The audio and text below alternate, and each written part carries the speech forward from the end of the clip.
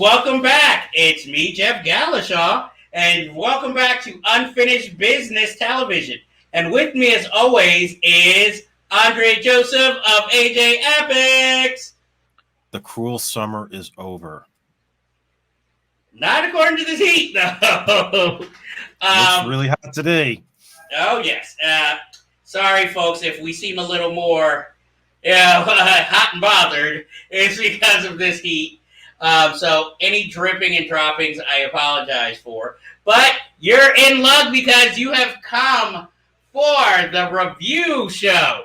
And we have 5 hot titles burning up the charts, waiting to talk to you guys about. Okay, Johnny Fever. Thank you. Well, I already tried doing the Oprah at the top of the show, so let me go a different route. So, first up for you guys, we're going to talk about that film we all know you didn't go see, Big George Foreman, the life story of George Foreman. Directed by George Tillman Jr., written by Frank Baldwin and George Tillman Jr., and starring Chris Davis. Yeah. With Jasmine Matthews, Lawrence Gilliard, John Magaro, Forrest Whitaker, and Sonja Son. This film is basically a biography of George Foreman, from his growing up poor to being in Job Corps to discovering boxing to losing it all, then finding religion, and then making a comeback at the late age to be one of the oldest boxing heavyweight champions in the world. I hope I didn't spoil the whole lot of the movie there. You know, you can look this stuff up, folks. This movie, I don't think it should have made it to movie theaters. It seemed more like a streaming extravaganza. It kind of reminded me of, like, what was it? That Sonny Liston movie I think Ving Rhames starred in. Oh, yeah, that was terrible. Well, it wasn't that. This wasn't that bad, but it seemed like maybe on the same shoestring budget of sorts. You know, Chris Davis as George Foreman, he gives a good performance, but it kind of reminds you of, like, that Tupac movie where the guy looked perfect as Tupac, but didn't have the gravitas of the character and much. It's like his acting in the film is paint by numbers. It's good enough, but it doesn't have the charisma. He has the size, so he's scary, but he just doesn't have that bluster that George Foreman had, especially when he got older and he, like, was more a little comedic and funny. You know, I like the movie. I mean, it hits all the major story points. It doesn't go warts and all, you know. It doesn't, like, talk about maybe some of the controversies, but it does, like, show, you know, him getting the title, fighting Ali, you know, how he kind of felt left out when everybody was, like, cheering for Ali, you know, his first wife, and I guess his affairs that he had, which they don't delve into too deeply. And I can see why. I'm sure George Foreman helped produce this film. So he's not like, yeah, go into detail about that, please. And now, you know, how, I guess, trusting his friend with his finances kind of got him in the end. That I felt like they could have delved a little bit more into. It was just like, you see the writing on the wall with his drinking, so you already know, like, this probably isn't going to end well. And then, you know, he just confronts him, almost strangles him, and then we never hear from that guy again. You know? Like I said, it's okay. It's not bad or horrible, but it's like so paint by numbers, you don't really feel anything. It's the equivalent of if I gave somebody to make a report on it for a high school project. That's what it feels like, you know? It doesn't feel like it has that much heart or, you know, passion in it. I will say Sullivan Jones as Muhammad Ali, he's pretty good. You know, I liked his portrayal of Muhammad Ali. And I was shocked to see Lawrence Gilliard as Archie Leach, one of his trainers. But then you see him and he's gone within the next 5 minutes. I do have to wonder, Forrest Whitaker, Does he naturally speak like that these days, or is that just the role? Because he's like all his roles, he always has that like gravelly voice, and it's like, him. Oh man, I remember when he was so eloquent, But I mean, he's one of the bright spots of the movie. Sonia Son playing his mother. Again, as I was saying in another episode, Aunjanue Ellis could have played this role. Nothing was wrong with Sonia Son, but it's like kind of the typical church-going mother, ultra-religious, God will get you through, that you commonly see in these biographies, but they didn't really add anything to her. So it was fine, but you just don't feel anything once it's over. Andre, how did you feel about big George Foreman? Yeah, I know exactly how you feel. I have a little bit of a bias only because I met George Tillman at the Black Film Festival when I was in college, and he was very nice to me. So I don't want to flat out trash the movie because I think it's a nice film. It does have a noble intention to it in telling. Basically, I guess the rough beginnings of George Foreman, him reaching his height and fame as a champion, then everything kind of falling apart, and then finding God to turn his life around, and then the comeback. So if there were things you didn't know about him previously, if you only knew the George Foreman who sold the grill, this was a good way, like you said. It's sort of like the Cliff Notes of who George Foreman was and what his career was like. And some of the humor, especially with the girl, was kind of funny. I will say that. But that being said, that's also the film's flaw, is that it's too nice. Now, I'm not saying it had to be like a hard, gritty, Raging Bull type of movie. This feels more like one of the Rocky films, except the boxing isn't exciting to watch. Everything else, story-wise, is pretty predictable, like the whole rise and fall. And the sense that I got after a while, especially when he finds religion and he tries to ask for Ali's forgiveness and becomes a street preacher, I felt like, this movie was really disguised. It's a Christian film disguised as a big studio movie. I agree. And somebody like George Foreman, who is a boxing icon, any way you look at him, you felt like maybe he deserves something much bigger, like just a slightly cut above big name director with a slightly cut above actor playing the part. I commend him for going with an unknown, but yeah, if you did have like a slightly big name star in it, it probably would have felt like a bigger deal. The performances are noble, the story is noble, but I would have to give it a very mild recommendation just on the basis that it's just not really an exciting movie. It's just a nice film. Yes, you could show in school or show in a church, but not really it's not going to be to the level of a Rocky or Raging Bull or any other great boxing movie in history. It's not even Ali. No, yeah. No, I personally love Ali the movie.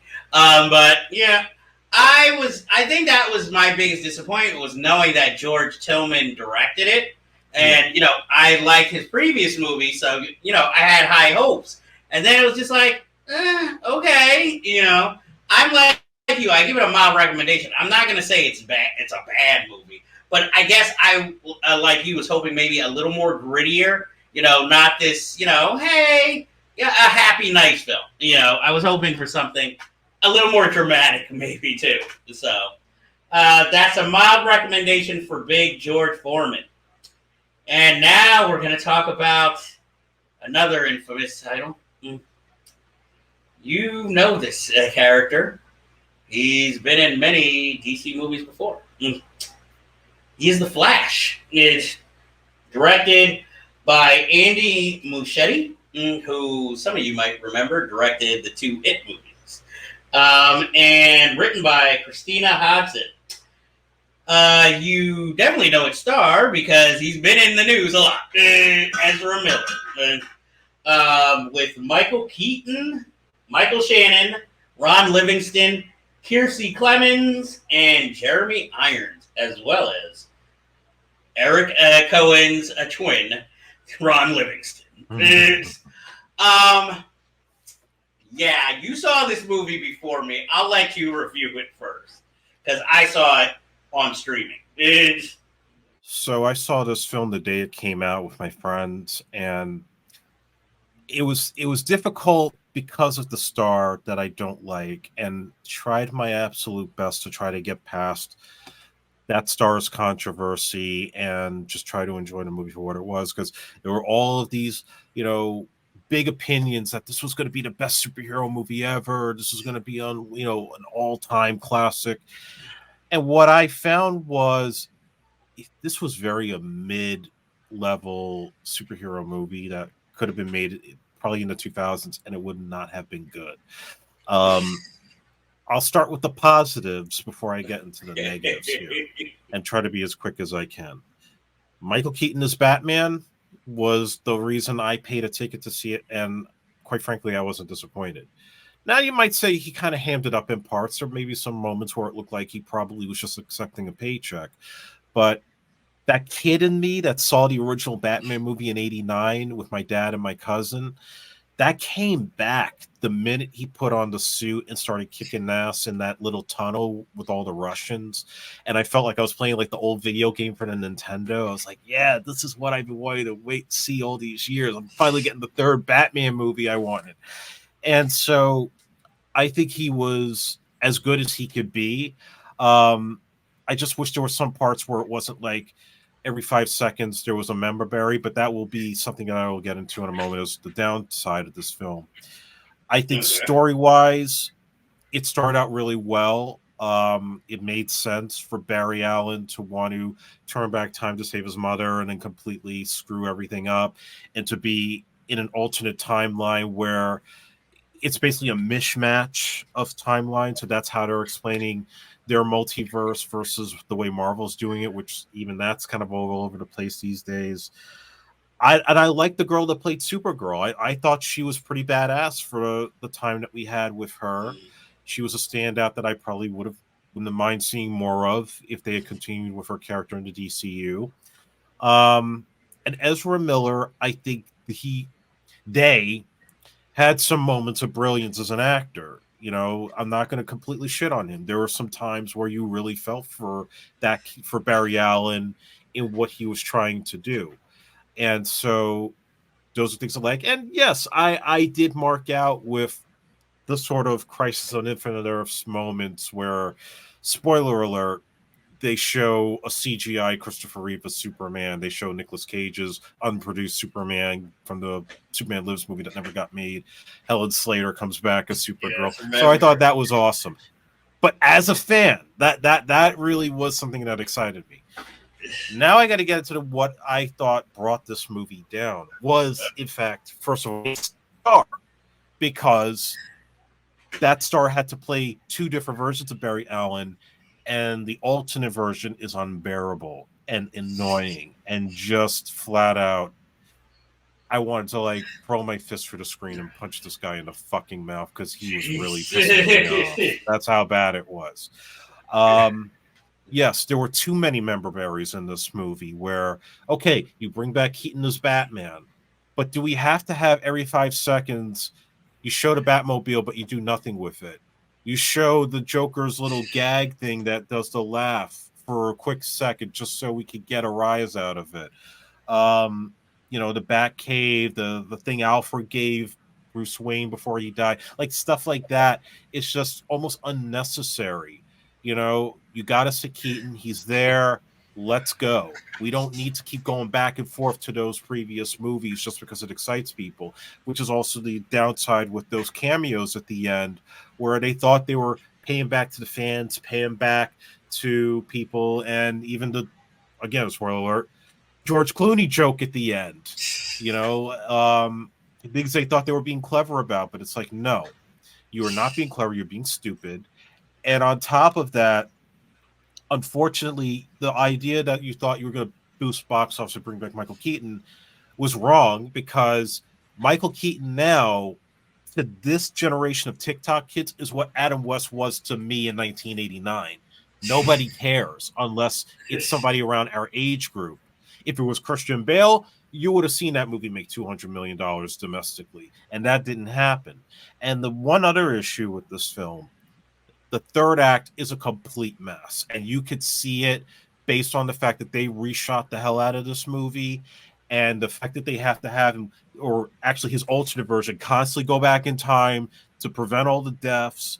And you've built up General Zod to be the big bad that you brought back from the dead, and there's no payoff. It's just, oh, we're going to wipe out these characters that were supposed to be set up for future films, and then you think you're going to have this back and forth with, now it's Reverse Flash that he fights, and that goes nowhere. It's just like there was really no ending. It was just a complete clusterfuck to set up what? Nothing.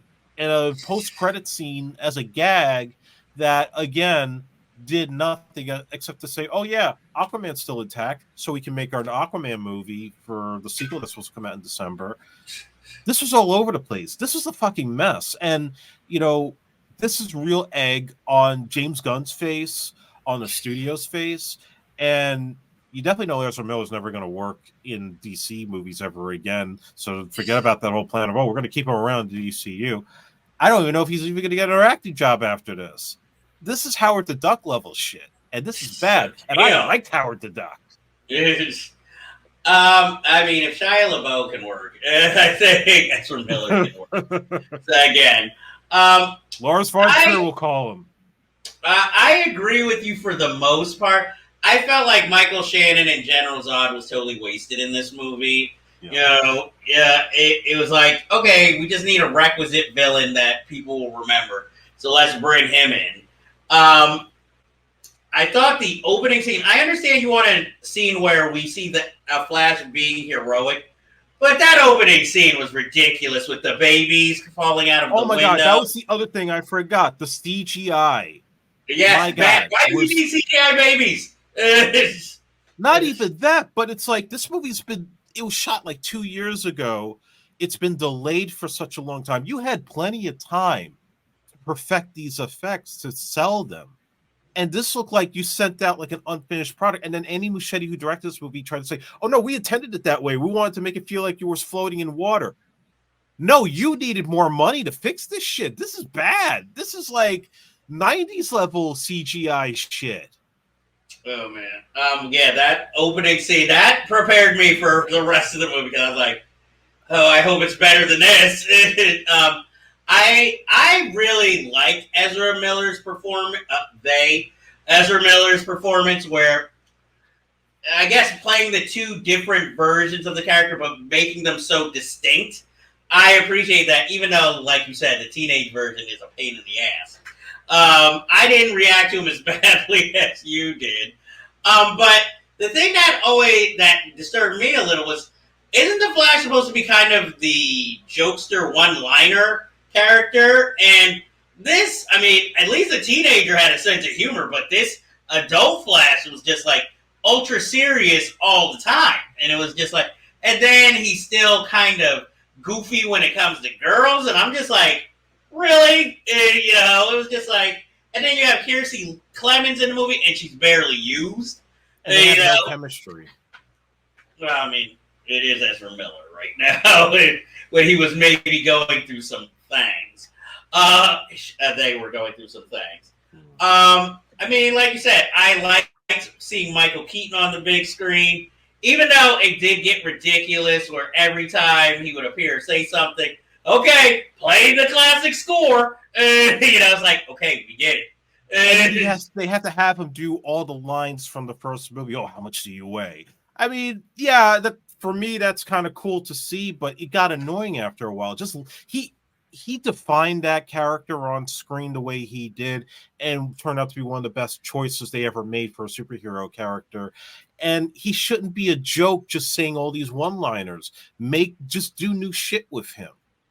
Well, it was just like, I understand from a plot and movie standpoint why we needed Ben Affleck's Batman, but it was just like, you know, when he showed up in the beginning. And then, you know, I'm not gonna lie, I kind of liked the spoiler, the George Clooney cameo. I was like, oh, okay, you know. But it does feel like a punchline more than anything. I enjoyed seeing, the cameos of, or CGI of Nicolas Cage, Christopher Reeve.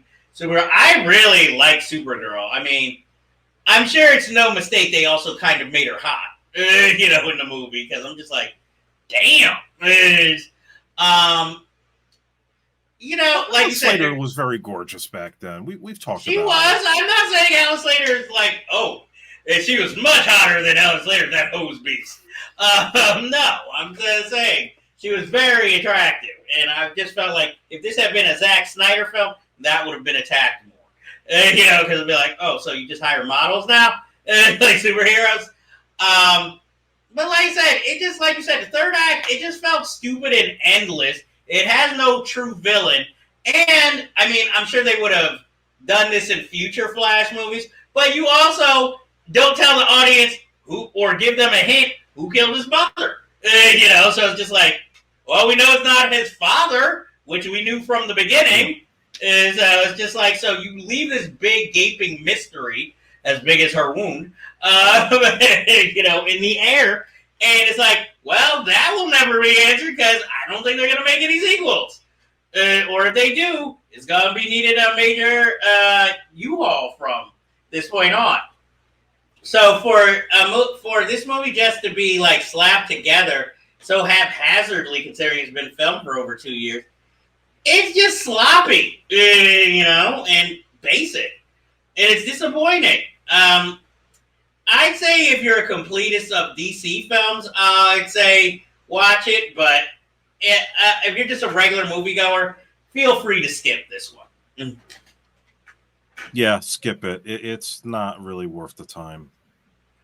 And I had some hope for it, and again, I'm like, so you guys released this, but how dare we work on the Batgirl movie that had an Oscar winner as a villain and Michael Keaton's Batman again. And next, we take a look at another superhero movie that is quite the opposite. We take a look at Spider-Man Across the Universe, directed by Joaquin Dos Santos, Kemp Powers, and Justin K. Thompson.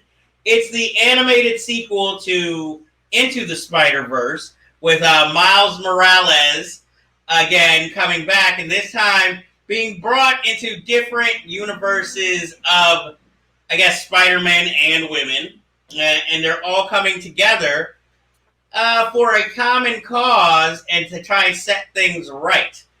I don't want to go too much into plot because there's a lot to talk about in that story, but I have to say this movie was excellent. This is one of the best movies I've seen all year. The animation was on point. All the story beats made sense and were heartfelt. You even, spoiler, you have a cameo by Donald Glover, not animated. It's sort of like how that Batman Lego movie brought in everything that you might remember about Batman, even the corny villains. Here, same way, but only with the comic book, different variations of Spider-Man. You got Shamik Moore as Spider-Man. You have Jason Schwartzman as, what was it, the Dot? The Hole? What was his character's name? The Spot. Yeah, the Spot. You have Brian Tyree Henry as Miles' father. You have, I believe it was it Oscar Isaac or Pedro Pascal who played the future Spider-Man. And it was Oscar Isaac. Okay, Oscar Isaac as Spider-Man of 2099. All backstories, all different fates. I really love this film. I give it the highest recommendation. Even if you're not a big comic book movie fan or a Spider-Man fan, you should see this movie. It's just that touching. Andre, what did you think of Spider-Man Across the Universe? I loved it too. I think that if Spider-Man No Way Home was a love letter to Spider-Man movies, this one was a love letter to Spider-Man in general. With all the cameos that they had, and not letting those cameos necessarily be distracting to the main story. The main story works. To take the mythology of Peter Parker and how his life has played out with every version of him in different universes, and even adding the live action universe as well. We see the Donald Glover cameo, we see the references to Tobey Maguire and Andrew Garfield, and how there's supposed to be a structure of how his life is supposed to go. He's supposed to endure tragedy, and here's the case where that tragedy hasn't quite happened, at least on his parents' side, only to his uncle. And in this case for Miles Morales, it's like he's the one that wants to reverse everything, and it's like, no, you got to stay on course. So that's where this conflict happens. So thankfully, at least for now, the Spot they made it seem like was the main villain, but it ended up being a little bit different. I like that it kind of shifted in that sense, story wise, and yeah, the animation. I think this animation was a big improvement over the first one. Not that the first one it was bad. That was fantastic, but you could definitely tell that they stepped it up, which is one of the reasons why, I really feel for those animators that had to really go public about how overworked they were by the filmmakers, because it really shows like the hard work and effort that they put into this. So, and even the cliffhanger left you hanging enough where you didn't feel pissed off at the end. Like now you're actually curious to see how the rest of this is going to play. And yeah, I recommend it. I look forward to the next one whenever that comes out. And I definitely recommend it to anybody that loves Spider-Man just as a whole, not just Marvel. Yes, I definitely agree. I love this movie. And it's something the whole family can watch. Nothing really objectionable. Yeah. Had Hailey Steinfeld as Spider Girl. Her storyline was highly effective, also. And so I just all thumbs up over here. And so our next movie, we have an old time love of the show, Adam Sandler, who has a new Netflix movie. You Are So Not Invited to My Bat Mitzvah, but luckily he's in full supporting mode here. It'd be scary if he was a star of this. Be like they shrunk him and put him in drag. But the movie does star his daughter, Sunny Sandler, in the main role, and his other daughter in more supporting role, and Idina Menzel playing his wife. With strangely, the only real celebrity friend of his in this movie is Luis Guzman. The story is about his daughter has a crush on a boy and is trying to attract him, but then instead he's attracted to her best friend, and she takes this as an insult and tries to get her revenge, and then it backfires. And then, both of her bat mitzvah is, I guess, tainted or doesn't go as well. Yeah, this is more of a teenage girl movie, but a nice family comedy. And, I'm going to say, I actually liked it. It wasn't horrible, It's sad that you have to say that whenever Adam Sandler makes a movie. Well, it's not as horrible as his usual. Again, he wisely takes the back seat. He's in a few scenes. He seems to basically be playing himself. I like the little uncut gems reunion between him and Idina Menzel, and then his real life wife playing the other girl's mother, who's married to Luis Guzman. It's a cute movie. I mean, I don't see, his main deluge of fans really going to watch this movie about teenage girls. But, I mean, I think for that family audience that he has, they'll enjoy the film. It's not, it doesn't have his usual oddball or freakish characters that he usually inhabit his movies. I give it a mild recommendation only because I am a male in my 40s. So it's not something I was like, can't wait, y'all. So, I liked it. Andre, what did you think of You Are So Not Invited to My Bat Mitzvah? Let me start by saying, first of all, I didn't know Idina Menzel was that old. I looked it up, and she's like in her 50s, and I'm like, I thought she was like 30 something. I didn't know she had been around that long. That's crazy. Because she only seemed to break out in movies like since Frozen, like only in the last couple of years. I didn't know like she was in Rent, that Yeah. did all these plays in the '90s. So that kind of threw me in a loop. Yeah, when I first heard of this movie, I thought it was going to be a typical Adam Sandler film, which is why at first I tried to avoid it. But then I gave it a shot because we talked about it, and I was kind of charmed, because it wasn't your typical Adam Sandler movie, and it's not Uncut Gems either. That could have been a whole different thing. But here, it's like, yeah, he takes a step back. His daughter, his real life daughter, is actually like the main character. It's the whole story is revolving around her and her conflict with her best friend who steals the guy that she wanted to be with. So it's like a whole scheme and putting together all the whole movies that they did so she could humiliate her at her bar mitzvah. And it felt like a teen movie with sort of a John Hughes vibe. There's a little bit of John Hughes nods. They go to a movie theater where they're showing like a retrospective of 16 Candles and Breakfast Club and all those classics. And also the fact that, like you said, it's not littered with all of Sandler's friends in it, just Luis Guzman. Of course, he casts his daughters, he casts his wife. And there's been a little bit of controversy with the fact that he went sort of the nepotism route with that. I didn't have a problem with it, though, because anything that Sandler does is always going to be a family affair or like getting his friends together and having a good time. That's the one bright spot, even in his worst movies, is that he gets his friends. And you can tell they're not phoning it in. They're just having fun at our expense. Yeah, and that's not always a bad thing. There were times this movie gave me vibes of The Wedding Singer. There's times where this movie, like I said, felt like a coming of age story and had some funny bits in it that, kind of put a smile on my face. Even the chick on SNL who plays the teacher, I thought was hilarious in many spots. And I would recommend it just because I think it's different. I think it's fun. Girls would definitely enjoy this, so it's kind of safe. There's nothing seriously offensive about it, other than the gag with her getting her period when she jumps into the river. But other than that, no, it's one of the better Netflix efforts for Adam Sandler, next to Hustle. It is.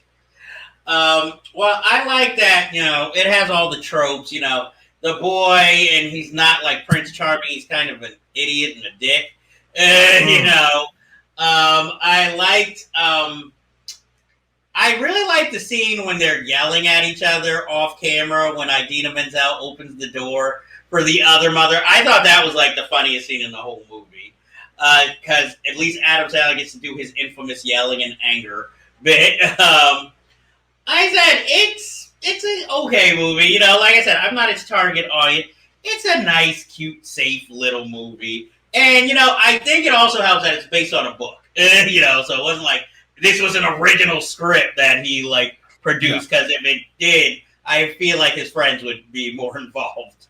So, at least they had good source material. And like I said, his daughters don't embarrass themselves. They can both, hold the screen. And, I mean, in the past, his wife is always somewhere in one of his movies. So, of course, it's not strange to see her in this movie, especially considering his daughters look almost exactly like her. So it's just like, yeah, you're playing the other woman in this film. Sure. But like I said, I give it definitely a recommendation. And now we reach our final review of the show, Oppenheimer, about the scientist or theorist Oppenheimer, the man who helped to create the atom bomb, or as some might call it, the bomb. The movie stars Cillian Murphy, written and directed by Christopher Nolan. It has a who's who of stars. I don't want to give away all of the big name actors who make cameos, but I will say, well, first of all, spoiler alert.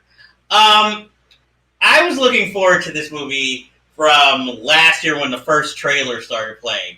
And I will say I was not disappointed one bit. As you keep saying about all these other directors, this to me was Christopher Nolan making his comeback. Because I really felt like, he got to put in his usual kind of, I guess, kind of big budget logistics, but also maybe tell a more personal story, even though, the story is epic over the years. The one thing I will tell people, I saw it in 70 millimeter on a regular screen. I didn't feel like this is something you need to see in IMAX. I got the full, I guess, picture, so to speak, by seeing it just purely at 70 millimeter on a regular screen. There is, of course, the scene of the bomb that, everybody makes a big spectacle out of, but I was just like, okay, it wasn't like the most jaw-dropping scene in the film, but it was good. If anything, the thing that surprised me was the nudity. I was like, whoa, where did that come from? I wasn't expecting that in the story of a scientist. But I have to say, Florence Pugh, this is the first time I think I've really crushed on her in a movie. I really enjoyed her character, not just because of the nudity, okay? Get your minds out of the gutter. I mean, she was compelling. It was like she was trying to take back everything from Don't Worry, Darling to show I still have talent, y'all. So I really enjoyed her. I wanted more of her in this movie. You have Olivia Thirlby, who's barely in the movie, and it's just like, okay. She's like there for a few scenes, and then she goes. Josh Hartnett, I'm just like, whoa! And he's good, playing what felt like a Harrison Ford type role. I mean, Dale DeHaan, kind of villain as always. I don't understand why Rami Malek was really needed in this film. It was just like another big name doing his Rami Malek. Like his part doesn't really even become evident till the end. And I like the kind of switch they did with Robert Downey Jr., where at first you think he's an ally, and then it's like, oh no, he's the villain of the piece. I enjoyed that. I mean, it was weird the third act kind of being like kind of a legal drama almost. I'm like, Tony Goldwyn, I should have known as soon as I saw you were up to no good. Emily Blunt didn't really have much to do till the third act, other than just be in the background. Benny Safdie, I'm just like, really, dude? I mean, he was good in his role, but I'm just like, you fucking traitor. This pretty much just told us, don't trust Europeans unless their name is Albert. That was the whole main thing of this movie. Matt Damon was good. Like I said, there wasn't anything too disappointing with the movie. I loved it. I can see why if people who see the name Christopher Nolan thought, hey, where's the action sequences? Isn't there going to be some spy espionage stuff? And obviously there wasn't too much of that, But I really thought it was good. Cillian Murphy, excellent as always, And I still have to say, that is a handsome man, because I'm like, damn, he's good looking. I'm like, I can see why all these women in the movie are all over him. But definitely a joyous thumbs up. You don't even notice the 3 hours. Andre, what did you think of Oppenheimer? It was excellent. Cillian Murphy, I think, is going to get nominated and has a shot at winning the Oscar. This was his star-making film. And to play such a complicated scientist who basically builds the atomic bomb, and then feels that guilt about it afterwards. And having all those things going on where we're tying in Florence Pugh, her ties with the Russians, and how the Russians get the information on the bomb, to me, I also did not see this in IMAX. I saw this in a regular theater. I saw it at Draft House, and I liked it just as good as if you saw it on that level of a screen, because quite frankly, it was more of a, a dialogue heavy movie that wasn't supposed to be like this visually stunning masterpiece. You had to only see it in IMAX because, like you said, the third act is mostly like a legal drama. So why would I want to see a legal drama in IMAX? Oh, it's like Michael Bay doing Downton Abbey. But amazing cast. It was stellar, even though, like you said, like, people like Rami Malek and others that just are there, and it's like, but these guys won Oscars. Why are they taking these small parts? Then you see why they're there, but it's like you could have gotten anybody to play those. And yeah, it's just a lot of comparisons to the movie Fat Man and Little Boy with Paul Newman, which I never saw all the way through. So there's a lot of, some people thought that movie was a little bit better than this, while others who thought that Cillian Murphy completely nailed Oppenheimer in ways that Dwight Schultz at the A-Team did not, playing Oppenheimer and Fat Man and Little Boy. But overall, solid potential Oscar-winning film. I could see Nolan winning an Oscar for it if nothing else comes out. There's a reason this is like the whole Barbieheimer phenomenon is happening. So I give the highest of recommendations overall. Yeah, and I like that it shows the other people involved in it. Like all the other scientists, the people who worked on it. It wasn't just like, oh, Oppenheimer did it all on his own, with the help of hired hands. I like showing the fates of certain characters, like his brother, for joining the Communist Party. It also shows that whole Red Scare time. And I never can say this guy's name right, but he was like in Suicide Squad, the second one, who plays one who writes the letter to report him. Oh, something Dominikian, or I don't know how to pronounce his name. Like, even his few scenes were effective, And so it almost feels, since it was 3 hours, it kind of has this political conspiracy. It almost felt like JFK almost, with this, like, it did. This theory, and then this theory. It was just like, wow, this is like more complex than I thought. And I just really enjoyed it. I'm sure Oliver Stone is kicking himself after watching this movie, like, why didn't I do this? Robert Downey Jr., definitely effective throughout the film, and gets to be wily instead of just being like, hey, I put in an appearance, like some other actors. Like I said, I give it a definite high thumbs up. Next to, I guess, Spider-Man Across the Spider-Verse, this is like the highest recommendation for this show in this movie. Also, you are so not invited to my bat mitzvah, but that's on a different level of like thumbs up. So, do you have anything else you'd like to say about Oppenheimer? No, I highly recommend it. See it in the theaters while it's still out. Yes, definitely see this on the big screen. You'll thank us later. I, like Andre, saw it at a draft house too. With snacks. So that is the end of our review show, folks. But as you know, we have plenty of business to attend to, but we always have unfinished business, particularly with you. But I have to ask, folks, have you seen? This wasn't planned. I have to think about it for a second. Have you seen Soul Food? If not, why not? Because it's fucking awesome. Andre, what movie would you recommend for the people out there? If we're going to do the George Tillman's kick, have you seen Men of Honor? If not, why not? Because it's fucking awesome. True. And that ends this episode. We shall see you soon, y'all.